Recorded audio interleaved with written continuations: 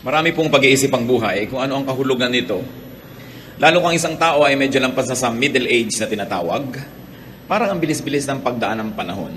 Parang ay gabi na naman, ay Lunes na naman, ay bagong taon na naman, at parang kuminsan ay may panghihinayang, kuminsan ay merong konting depression na kasama yung ganyang comment, dahil lalo't medyo past middle age ka na, parang lumalapit na ang pagharap mo sa takip-silim ng buhay. Past middle age, life seems to be passing very quickly, and people begin to think about the meaning and purpose of life once again. Parang pag teenager nag-iisip ng what is life, what is the meaning of life, then malilimutan yon dahil magiging busy, mag-aaral, magtatrabaho, will raise a family, will try to survive, or even prevail.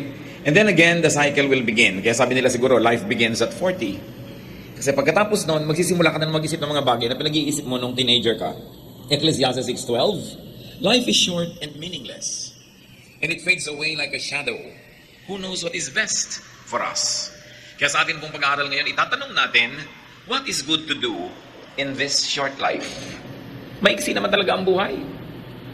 Pero hindi yan ang pag-iisip ng mga bata. Ang mga bata kasi ibang-iba pa yung pananaw. Lahat kasi sa kanila, future pa eh. Lahat ay iniisip pa, kailangan ko matapos mag-aral, kailangan ko magkatrabaho, magkaroon ng asawa, magkaroon ng anak, mamaya magkaroon ng apo. Pero pag nandun ang lahat yun, nag-iisip ka na namang, ano pa ngayon ang natira sa akin?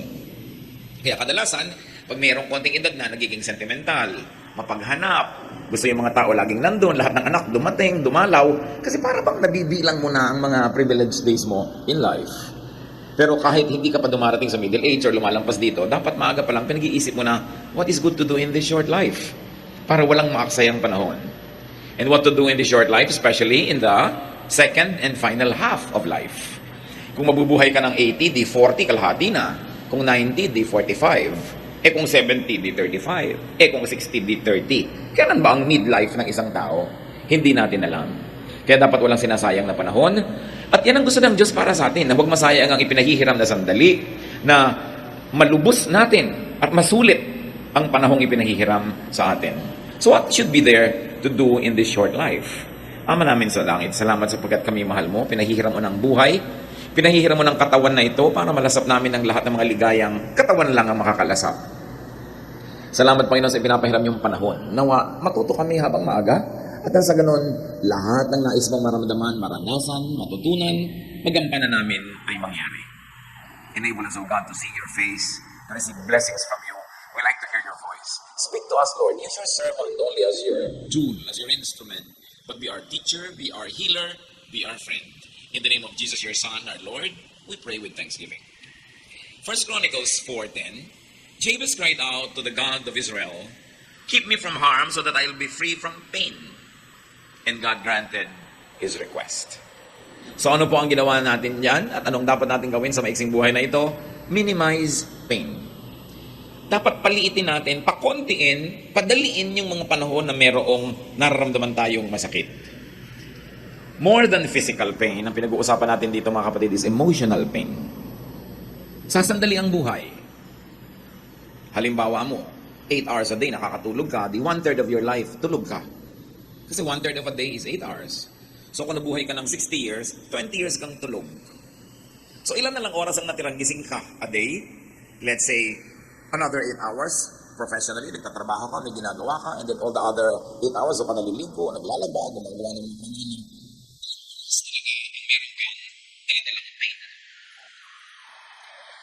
dapat, iksiyan yan. We should minimize pain. And what brings about pain in life? Conflict. We should minimize conflict. Yung meron kang kalaban, meron kang kainitan ng ulo, meron kang kakumpetensya, talaga namang araw-araw sa iyong buhay, alagaan mo na may ganon. So pag may conflict, what should you do? You harmonize or you avoid. May conflict ka sa iyong biyanan, alam nga namang buong buhay may conflict ka. Talagang namang habang nandyan siya, nandun ka, may conflict kayo. Gusto mo bang ganun ang buhay? So what should you do? You harmonize or you avoid. Hindi mo talaga ma-avoid, hindi kailangan bumukod ka ng tirahan, lumayo ka ng konti. Pero mas maganda, harmonize. Pag-aralan mo yung mga bihilig niya, yung gusto niya, sakyan mo na lang, hindi mo na kamamatay. Ganon din naman yung biyanan sa manugang, yung kapatid sa kapatid. Kasi ang hirap ng buhay natin pag may conflict. Meron naman mga tao, wala nang conflict, lumilikha pa ng conflict. Nang-iintriga, gumagawa ng gulo, naghaharap ng kalaban. Then pain comes into your life. Another bringer of pain is trouble. Awayan. Siyempre, yung conflict, pag lumaki, trouble na. What should you do, therefore? In this short life, make peace. Yun ay tinuturo ng Panginoon make peace. Sandali ka lang mabubuhay, uubusin mo pa sa trouble, pwede ka naman gumawa ng paraan para maging peaceful ang iyong buhay. Sa peace naman, dalawa lang yan manalo ka o magpatalo ka para may peace. Lagi kayo nagko-conflict mag-asawa, hindi ka naman manalo, magpatalo ka. Kasi kung talo ka na, wala nang labanan. Yung unang pagpapatalo na madali lang naman, halimbawa gusto niya yung aircon malamig, ikaw giniginaw, doble naman lang kumot mo. Magpatalo ka na lang para peaceful. Pero kung mananalo ka, di manalo ka, syempre gusto rin naman niya siya ang manalo. Lalo sa pag-ibig, hindi mo dapat goal manalo. Dahil sa tunay na pagmamahalan, pareho lang kayong bihag ng isa't isa. Dapat ganun para tahimik ang buhay. What else brings trouble in life? Struggle. Pakikipag-compete. Pakikipagpagalingan. Lahat ng tao may kanya-kanyang galing. Hindi mo pwedeng halimbawa madaig ang isang tao doon sa area ng galing niya, sa area mo naman, iba ka, hindi kanya madadaig. Huwag kayong mag-contest in the same field because one will lose, one will win.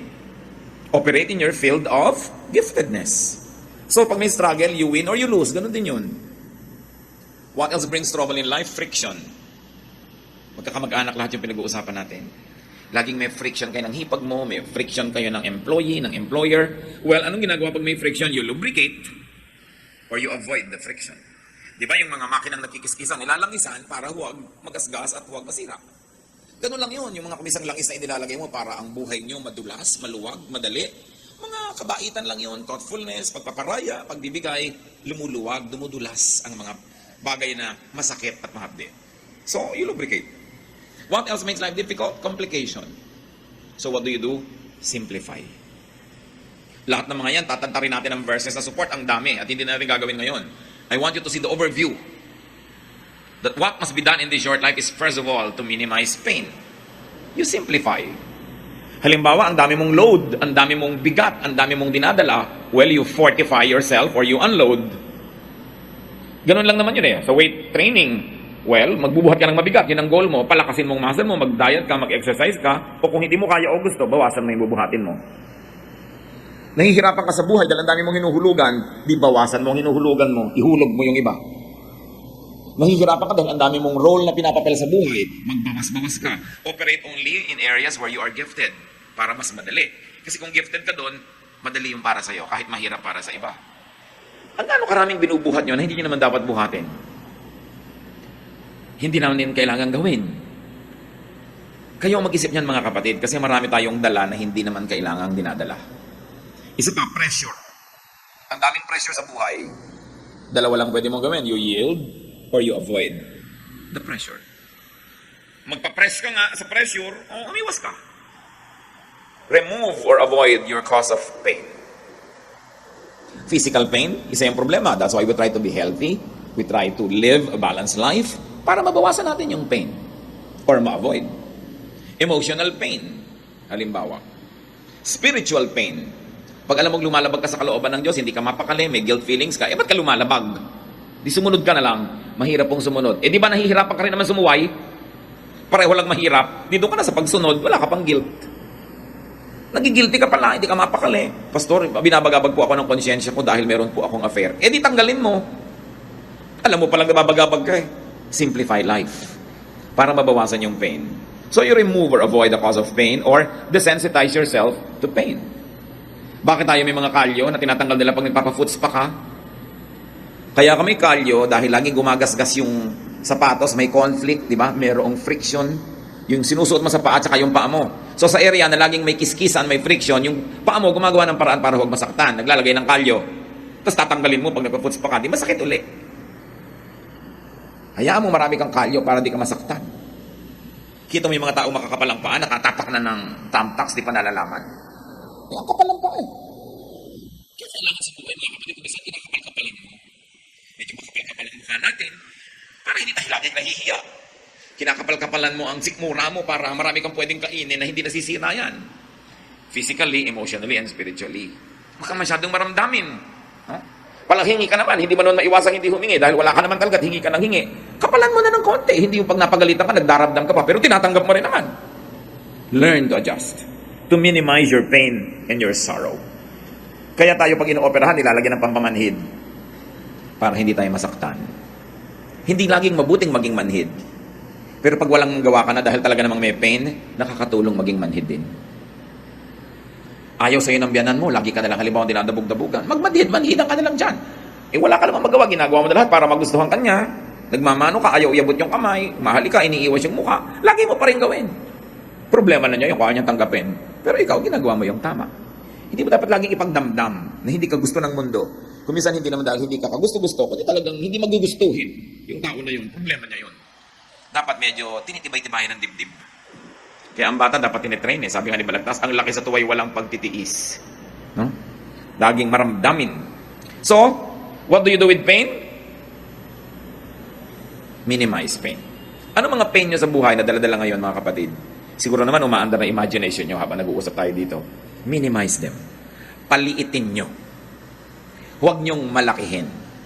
Kasi kung minsan iniisip mo pa lang yung problema, minamalaki mo na. Iniisip mo pa lang, imagination mo pa lang na hindi ka gusto, minamalaki mo na. Naman problema ka tuloy. So it's all in your mind. You've got to do something. Now, what to do in the short life? If you're going to minimize pain, meron ka naman dapat i-maximize pleasure and happiness. Yan naman ang palakihin mo. Paliitin mo yung mga masakit at palakihin mo yung masarap. Yung nakakapagpasaya, yung nagbibigay sa'yo ng kasiyahan. Ecclesiastes 5:18-19. This is what I have observed to be good. It is appropriate for a person to eat, to drink, and to find satisfaction in their toilsome labor under the sun during the few days of life God has given them. For this is their lot. Moreover, when God gives someone wealth and possessions and the ability to enjoy them, to accept their lot and be happy in their toil. This is a gift of God. So may makakain ka, kainin mo ng buong saya. Meron kang masarap na inumin, inumin mo. Meron kang ginagawa, enjoyin mo ang bunga nun. Hindi trabaho ka lang ng trabaho, tapos tipid ng tipid ng tipid ng tipid. Kailangan enjoyin mo yung bunga ng iyong trabaho. At meron pang isa, dahil ka naman laging dapat magtrabaho, enjoyin mo yung trabaho mo. Paano naman po ako mag-enjoy? Ako'y nag-abot ng ticket sa toll gate, humaba na nga po yung kanang kamay ko. O yung kaliwa. O di enjoyin mo. Yun ay pang-abot mo ng mga prutas. Dahil humaba ang kaliwa mo, kaabot mo ng ticket. Sabi ko, mag-resign ka, huwag ka magtrabaho dyan. Hindi po pwede. Yung pala, hindi naman pwede. Di enjoyin mo. Marami kasing bagay mga kapatid. Kung ayaw nyo, tanggalin nyo sa buhay nyo. Hindi nyo kayang tanggalin. Tapos reklamo kayo ng reklamo, pero nandun din, ang dapat yung gawin, tanggapin nyo siya. Turuan nyo ang sarili nyo, enjoyin nyo. Get what you like. But because you cannot always get what you like, what do? You learn to like what you get. Lalo sa pag-aasawa. Di ba? You get what you like, or you like what you get. Pero hindi pwedeng ayan-ayan, laging nandyan, tapos tinatanggihan pa rin ang kalooban mo, pero nandun din. Malilito ka lang, magdadalawang loob, maguguluhan. Enjoy what is there. Huwag laging nagigilty pag nag-enjoy sa buhay, lalo't pinaghirapan nyo. Yung mga iba, maghirap ang bansa natin, bakit bumibili ka pa ng ganyan? Naghirap naman ako, bakit ba? Hindi ko na papanamyahan. At sa lagi, kung naghihirap yung bansa, lagi na lang din ako maghihirap. Laging ganun yung mga policy natin eh. Mahirap ang bansa. Pwede naman ako mag-enjoy, ba't ko idadama yung sarili ko sa hirap? Hanggang gumagawa ako ng mabuti, tumutulong ako sa kanila, ginagawa ko tungkulin ko, masama ba mag-enjoy? Dapat, mag-enjoy ka. Yung pa mga iba, ang dami-dami mga kapatid, ang hihirap nila, tapos ikaw at ang mga anak mo, ang sarap ng buhay nyo. Anong gusto mong gawin ko? Itapong ko to, ibigay ko lahat sa kanila. Ibinibigay sa akin ng Diyos. Ang mahalaga lang, nag-share ka. Isa madalas pangyayari sa akin ng mga kapatid eh. Pagka ikaw yung medyo umangat sa buhay, tapos ang dami mga kamag-anak na ubod ng hirap, pinapagilty ka ng ibang kamag-anak mo. Ibinigay sa'yo ng Diyos. It's your lot. Enjoy it. Just don't forget to share. Kailangan hindi puro guilt. Find pleasure at work. That is important. Meron pa ako minsan, abroad, isang OFW. Kumakain kami ganyan ng masarap na pagkain sa isang magandang restaurant. Biglang tumigil at tumagulgol. Bakit ka umiyak? Ang sarap-sarap po na kinakain natin dito. Tapos yung mga kamag-anak ko po sa Pilipinas, walang makain. Ipadala mo dun yan. Gusto mo? O tumigil kang kumain, doon ka. Wala kami ng gana. Alam niyo naman ako sa kaprangkahan, sinasabi ko talaga yun. O gusto mo lumabas? Hindi po. Gusto mo ipadala? Hindi po. Di kainin mo. Kaharap mo na yung pagkain, drama ka pa ng drama dyan. Sa palagay mo ba, kung hindi ka kumain ngayon, mabubusog sila doon. Binibigyan ka, enjoy it. Just don't forget to be good and to share. Yan lang lagi ang pang-balance noon. Nagtatrabaho ka naman, naghihirap ka. At sa lagay, papatayin mo yung sarili mo dahil lang may mga taong nagugutom. Kailangan marunong ka nun kasi ang Diyos, binibigyan ka ng grasya. Pag binigyan ka, gusto niya enjoyin mo eh. Ikinatutuwa yan ng Diyos. Sabi sa Ecclesiastes 5:18, to find satisfaction in their toilsome labor. This is what people should do. How else do you maximize pleasure and happiness? Do what is pleasurable as long as you know na hindi ka napapasama.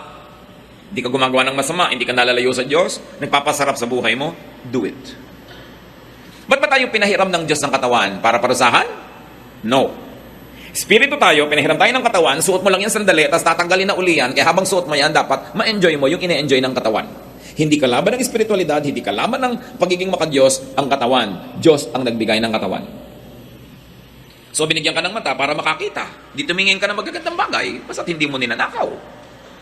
Binigyan ka ng dila para tumikim ng masasarap na lasa, pasarapin mo. Yung iba, dapat ikulong o kaya barilin sa luneta. Kasi gumagawa sila ng krimen. Alam nyo kanong krimen? Hindi sila masarap magluto. Hindi sila magandang maghain. They are not doing justice to food.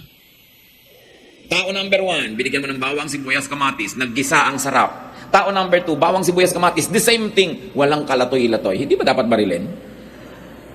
Gusto mo sabihin, anong ginawa mo sa bawang at sibuyas, kamatis? Hindi mo napasarap. Pareho lang ba't yung isang tao gano'n ang ginagawa niya? Alam nyo, napakalaking pananagutan na sarapan ng luto. Hindi kung ano na lang, kasi gift yan ng Diyos. At alam nyo kung bakit dapat? Kasi yung pinapakain mo, hindi ka naman sure na laging may gana. Kung minsan nagkakasakit yun, hindi na makakain, nakaswero na lang. Tapos hindi na nakatikim ng masarap na pagkain. Laging tuwing gagawa ka ng leche plan, parang pudding. Di ba? Magpapakain ka na lamang ng ube, kamote pa. Ba't ba pinipake mo pa? Mahal din naman yung kamote. Yung hindi gumagawa ng good justice to food. Maghahain ka, gulo-gulo. May 3 tuyo nagka-krus-krus doon sa table. Di ilinya mo sila, lagyan mo ng konting kamatis, konting bulaklak. Sumasaya yung buhay. Dapat pinapasaya mo. Sasabihin pa ng ibang kamag-anak, ang arte-arte mo naman. Kung gusto mo pa, magandang baso. Hindi nila naintindihan ang ibig nila sabihin nun. Dahil ang Diyos maarte. Pag tinignan yung hinihingi niya mga kurtina sa templo, mga furniture, gusto niya maganda. Because God is God of beauty. So you beautify your table. You make your food delicious and nice. Pinagtitimpla-timpla mo yung kinakain mo, gagastosan mo rin lang eh. You should do what is pleasurable. Find pleasure in what must be done instead of it being just a chore. So you maximize pleasure and happiness. And we go to the third point in what we should do in this short life. Do good. Maiksi lang ang panahon. Sandali ka lang pwedeng gumawa ng mabuti. Hindi lahat ng taong mahirap ngayon, mahirap bukas. Habang mahirap sila, tulungan mo na. Malay mo naman makaahon na sila dyan, hindi mo na kailangan tulungan later pa. Yung kailangan mong tulungan mo na ngayon kasi hindi naman laging mangangailangan yan. Sabi na nga nila, people need help in the beginning and at the end. So sa simula, tutulungan mo. Doing good gives mystical pleasure. May saya na hindi maintindihan ang taong nagbibigay ng bukal sa loob. Ito ang saya na hindi mararanasan ng mararamot. Hindi nila alam yung saya. Na mayroong bahagi ng iyong kaluluwang nakikiliti ng pagbibigay. At yung hindi marunong magbigay, hindi alam yung kiliti na yun. Hindi nila yung nararanasan. Doing good pleases God, who can bless you. Lahat ng blessing na darating sa buhay mo, sa Diyos lang naman pwede manggaling. Pag nagbibigay ka at mabuti ka sa kapwa, natutuwa sa iyo Diyos, edi siya mag-bless sa iyo. Kaya masarap gumawa ng mabuti. And doing good pleases the spirit and the conscience. Kung minsan, meron sa ating nagdadamot-damutan, hindi naman talaga maramot. Anong ibig ko sabihin? Tinitikis yung pangangailangan ng kapwa, pero matapos nyo naman tikisin, nagigilty kayo, masama rin ang loob nyo, hindi kayo talaga maramot. Kasi yung talagang maramot, wala namang mararamdaman yun. Pag may nararamdaman kayo ganun mga kapatid, huwag nyo tikisin yung kabutihan ng loob nyo. Sundin nyo, gumawa kayo ng mabuti. Kayo rin ang sasaya, matutuwa pa ang Diyos, nakatulong pa kayo sa kapwa. And doing good gives you a savings feeling. Pag may ginawa ka ng mabuti, ang pakiramdam mo, para ka nagdeposito sa bangko. Pero pag kaya mong gawin, di mo ginawa, ang feeling mo parang may darating na parusa sa'yo. Bakit ka mabubuhay na may ganung feeling na negative? Pwede ka namang mabuhay ng positive yung feeling na meron kang dineposit. At ang totoo nun, may dineposit ka talaga. Meron pang isang maganda.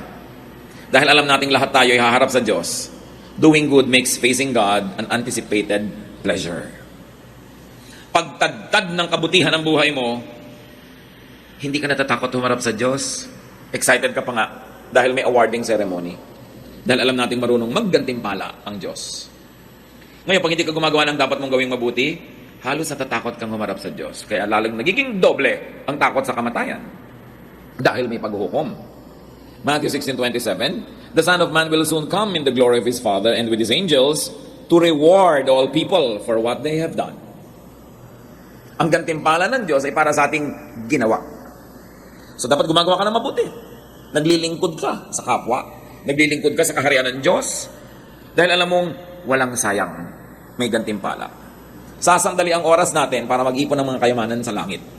Huwag tayong magsasayang ng panahon. Dapat araw-araw, linggo-linggo, buwan-buwan, taon-taon, merong nadagdag tayong kayamanan doon sa langit.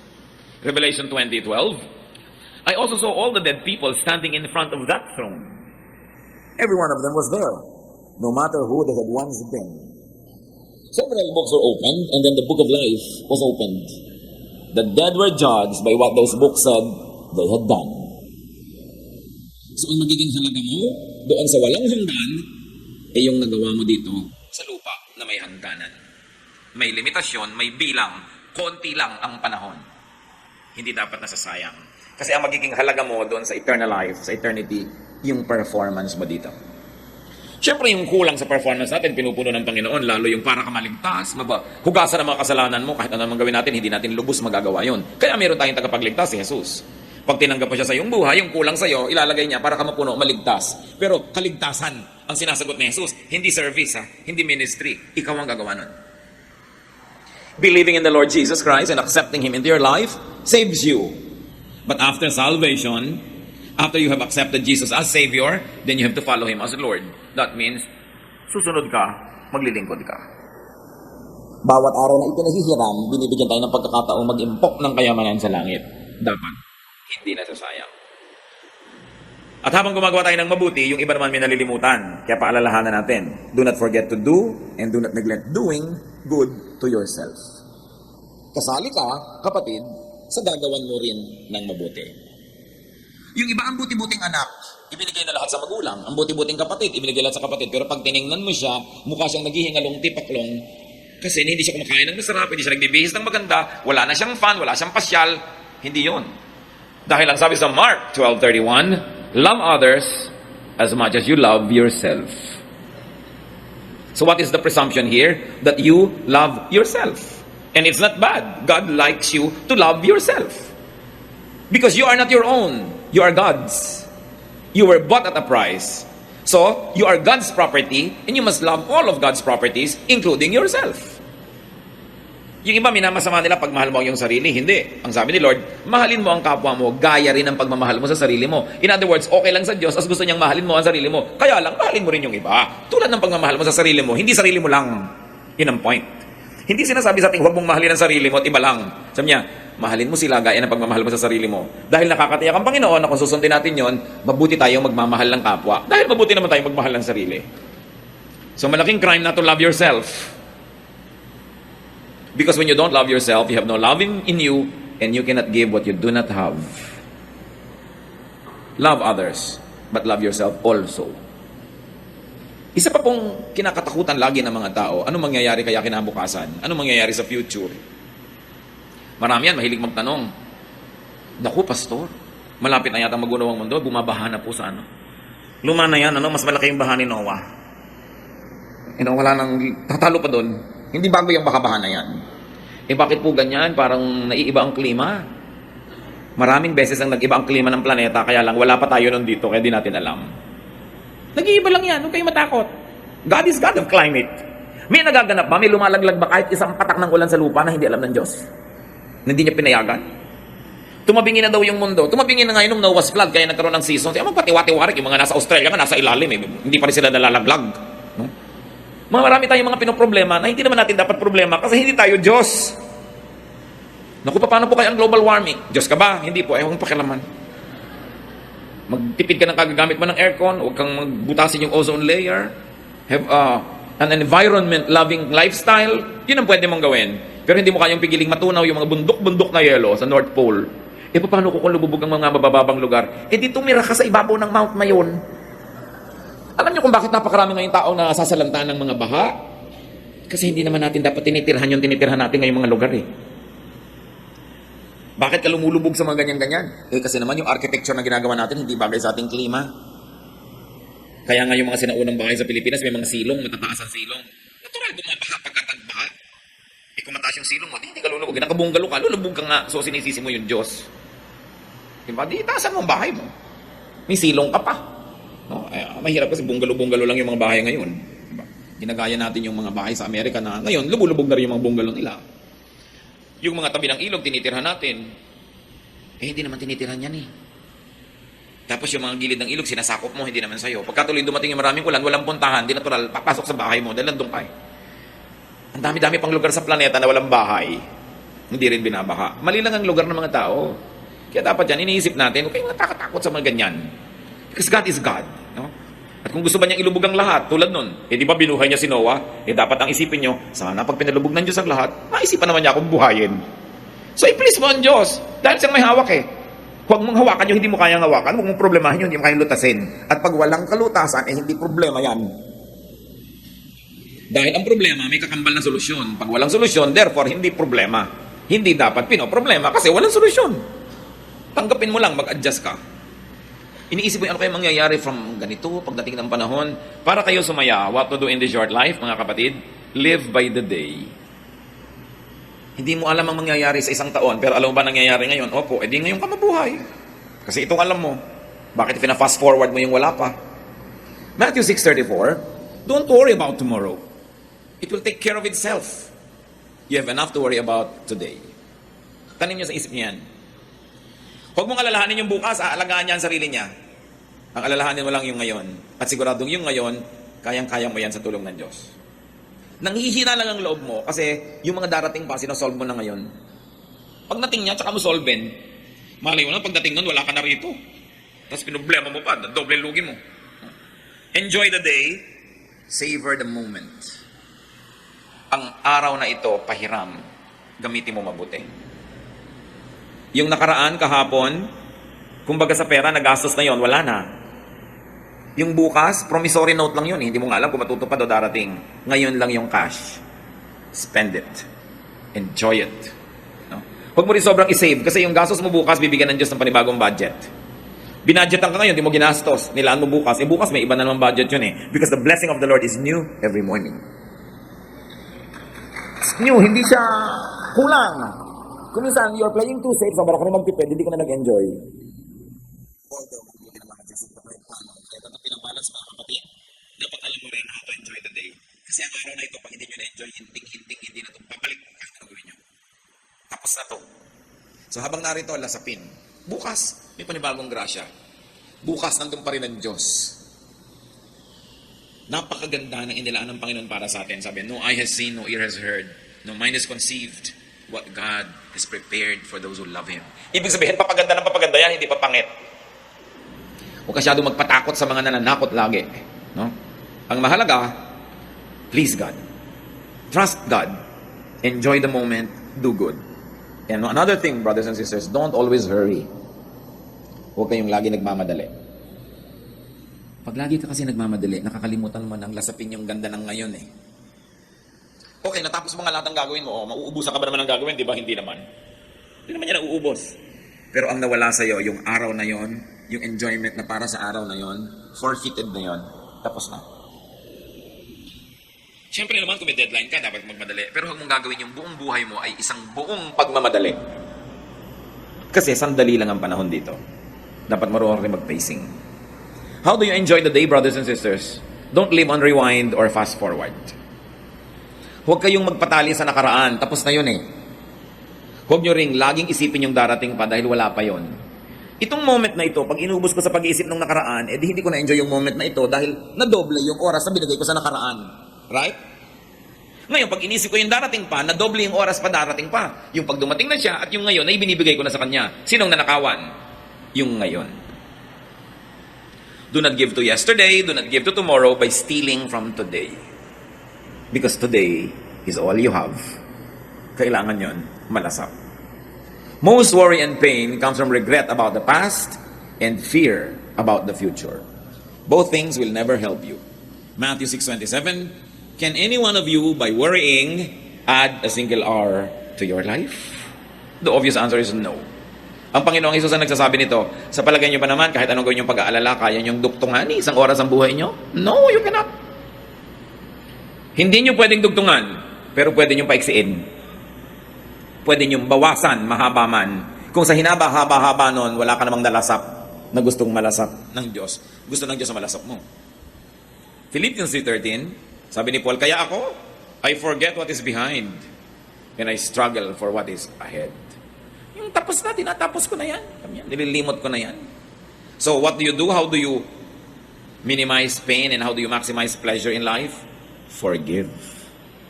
Paulit-ulit tayo kasi ito ang pinakapaulit-ulit na tema ng Biblia. Forgive. Minsan ka nang nasaktan ng tao na yon, tuwing inaalala mo yon, nasasaktan ka uli. So minsan lang yung sinaksak yung puso mo, pero tuwing ginugunita mo yon ng may sakit, hinanakit, galit, ikaw na sumasaksak sa puso mo nun, pinapaulit-ulit mo na. Magtataka ngayon ng Diyos, ba't ang daming peklat ng puso mo? Sinaksak po ako ni gano'n nung April 2, 1979. Ba't ang daming sugat? Pagkatapos po nun, sinaksak sa ulit sa ko, paulit-ulit, dahil inaalala ko siya. Ano sasabihin sa'yo ng Diyos? Ba't mo ginawa? Kasalanan mo yan.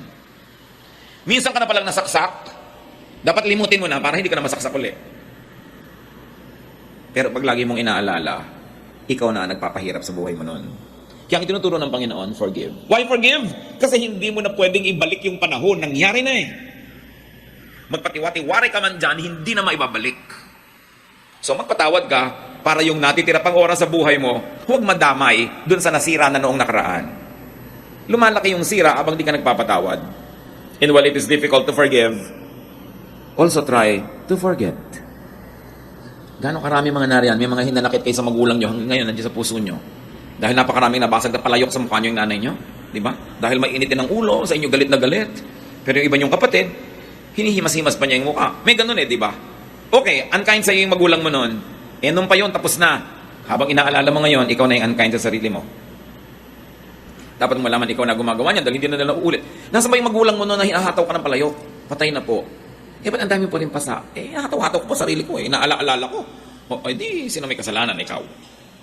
Tandaan niyo mga kapatid ano man yung atraso sa inyo ng mundo, ng taong ito, hindi na yun matatanggal kasi tapos na.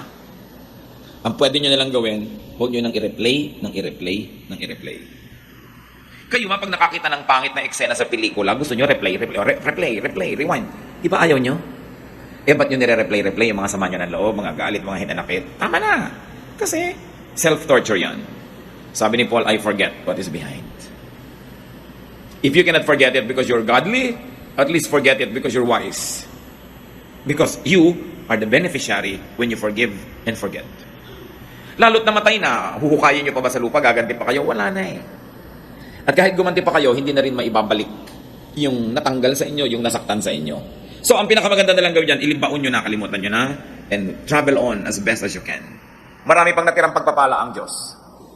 Ngayon, nabubulag tayo, hindi natin nakikita yung pagpapala kasi lagi nating nililingon yung dating mga pait at dusa at hirap ng buhay natin. Nadadaya tayo. This is the work of the enemy. The enemy deceives us into being tied down to the past and too scared about the future that you forget to enjoy today. Si Lord ang may sabi, live by the day.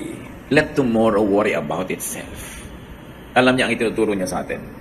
At panglima, that we should do in this short life, prepare to meet your God because you will. Ecclesiastes 12:7, pag namatay tayo, the dust returns to the ground it came from, and the spirit returns to God who gave it. Yan ang sure. Hindi tayo sure tungkol sa mga mangyayari sa mga planeta, pero may isang sure, you will meet your God. So prepare for it. That's why you do good. Kung ano man yung good na yon, kayo mag-define sa buhay nyo. Kasi alam nyo rin what is bad. Do good. Make peace with God. Banggain nyo na lahat, wag lang Diyos. Suwayin nyo na lahat, wag lang Diyos. Kalimutan nyo na lahat, wag lang Diyos. Yan ang pinakamalaking pagkakamali na pwede natin magawa. Make peace with God. Because when you are at peace with God, all else will follow. At kahit awayin ka ng mundo, kakampi mo naman ng Diyos, nakasandal ka, hindi lang sa pader, sa Diyos. Huwag kayong gagawa mga kapatid nung alam nyo na alam yung ayaw ng Diyos sa ginagawa nyo. Tapos gagawin nyo pa rin. Para lang sa cheap thrill, para sa konting saya, mas ang laki ng pagdurusa mo. Lugi ka doon. Make peace with God. Because when you're at peace with God, you're at peace with yourself. So pag may ginagawa tayo, araw-araw mga kapatid, maliit man o malaki, itanong nyo yung 5 nating mga issues about what to do in this short life. Itanong mo, will this minimize pain? Naiinis ako sa biyanan ko. Uubusan ko siya ng ulam. No? Titirahan ko ng mga kalansay ng isda. Ang isda pa naman dulong. Pero mahirap yatang hinainan nyo para itira mo na lang ang tinik. So itatanong mo, will this minimize my pain or will this increase it? May kalaban ako. Lalo ko siyang sasaktan. Ang tanong, will this minimize the pain? O lalo lang siya magagalit sa akin, gaganti, hindi na ito matatapos? Lagi nyo itanong yan, will this minimize my pain? Manonood ako ng malungkot na drama at pelikula, itatanong dyan, will this minimize my pain? Or will this increase it? Alam nyo na ang dapat gawin. Then you also ask, will this maximize pleasure? Magluluto ako, sasarapan ko pa ba to? Will this maximize pleasure? Then sarapan. Meron akong gagawin, will this maximize pleasure? Tamad akong mamalansya, pero lahat na lang na humaharap sa akin, halos itago ko yung sarili ko dahil para akong hinugot mula sa kung saang maliit na lungga. Plansyahin mo na lang kasi it will maximize your pleasure in showing yourself to people. Diba? Yung, itatanong mo, paano ko ba mapapadagdag yung sarap at ganda? Then, meron tayong ginagawa, you ask yourself, am I doing what is good? Tapos, nag-aalala ka na naman, may naaalala kang kahapon, bukas you ask yourself, teka, am I living by the day?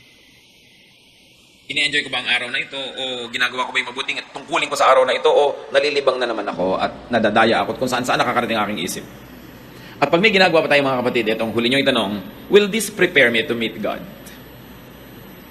Lalo ko makikatutuwa, nakaharap ako sa Diyos o iiwasan ko yung mga panahon na yun? What causes pain in your life? Konti lang pong pain sa buhay ang hindi natin pwedeng iwasan. Marami nga dyan, self-inflicted. Isipin natin lahat yun. Sabi sa Desiderata, strive to be happy. Pagsikapan mong sumaya. Pinagsisikapan yan, pinagtatrabahuhan yan, hindi yan nangyayaring natural lang. Sinasadya para ka sumaya. Mga naghahanap ng partner sa buhay, yung mga sinyong qualified pa, yung may partner na manahimik kayo dyan, like what you get. Naghahanap kayo ng partner in life, nagtatanong-tanongan kayo, ano bang hahanapin kong mga qualities? Diba? Isang quality ang sasuggest ko sa inyo. Piliin nyo yung nagpapasaya sa inyo. Kahit walang masyadong pera, masaya naman kayo. Nagbubulag yung iba sa pera, pero kung hindi ka masaya, ayaw mo na ugali niya. Para siyang bato pagkatabi mo. Diba? Masaya ka ba nun? Pipili kayo na makakasama sa lakaran, sino ba yung masayang kasama? Magsasayama ka nung killjoy, magsasama ka nung pintasera. Wala, masisira lang araw mo. Eto ngayon, isa rin tong factor sa pagpili. Mapapasaya ko ba siya? Baka iba hinahanap eh. Hindi ikaw yun. Hindi mo siya mapapasaya. Kahit napapasaya ka niya, pag hindi mo siya napasaya, mauubos din yung pagpapasaya niya sa'yo. Siyempre, alam ka namang hindi maubos. Kasi palitan yan eh. So sa pagpili, bigyan nyo ng malaking halaga yung masaya ba kayo sa taong ito. Hindi yun, nag-aaral yan dentistry, sa dami nang bubunutin niyang ngipin, ako kikita tayo. Hindi yun. Kasi kahit naman siya mahirap nyo, hindi mo alam kung yayaman din yan eh. Yung mayaman, hindi ka naman sure kung maghihirap yan. So, hindi yun ang pagbabasihan mo. Hindi rin yung itsura. Malay nyo, huwag naman mangyari, nabusan ng kumukulong mantika. Naging mukhang parang chicharong bulaklak yung dating mukhang orchid niyang kutis. Eh, kung yun lang yung kasiyahan mo, di nawala na. Pero yung ugali, madilim at maliwanag, yung ugali pareho yon. Kaya na po, sasaya ba ako sa ugali niya? At kung ngayon pa lang, meron kayong boyfriend, girlfriend, hindi naman kayo masaya sa ugali. At mukha namang walang senyales na magbabago ito. Eh, mag-isip-isip kayo. Alangan namang ubusin nyo ang isang buhay na ang kasama nyo, hindi kayo masaya. Iniisip yon. Sino ang magandang kasama? At maganda ba kayong kasama? Masaya ba kayong kasama? Alam nyo, dalawang bagay ang mahalaga sa buhay. Tanggalin natin yung mga religious kung ano-anong baggage. Dalawa. Dapat, masaya. Diba? At dapat magaan. Pag masaya kayo, magaan ang loob nyo, kahit daganan kayo ng bundok-bundok na problema, you will survive. At yun, nasa ugali. Tiyakin din natin yung ugali natin, ini-improve natin na tayo yung magaan kasama at masayang kasama. It is a ministry. Sa palagay nyo, ang Panginoong Jesus, bakit ang mga makasalanan, yung mga kung hilig sa kanyang sumama? Kasi kahit hindi siya nagko-compromise, kahit yung tama, laging tama, mali, laging mali, pero magaan siya magdala. Hindi siya nakakasakal. Masarap siyang kasama. That's why he was a friend of sinners. Dapat ganoon din ang ating policy. Gano'ng karami pang araw, oras, linggo natitira sa atin mga kapatid na ipapahiram ng Diyos? Kung may nasayang na tayong marami nun, tigilan na natin yon. Let's maximize our happiness. Let's maximize the happiness of people around us.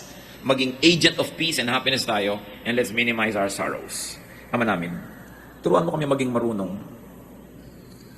ma-identify namin yung nagpapalungkot na pwede namin alisin, nagpapahirap na pwedeng bawasan o buong-buong bunutin sa buhay namin. Malaman namin kung ano yung mga nagpapasaya, nagpapagaan, yun ang aming paramihin pa.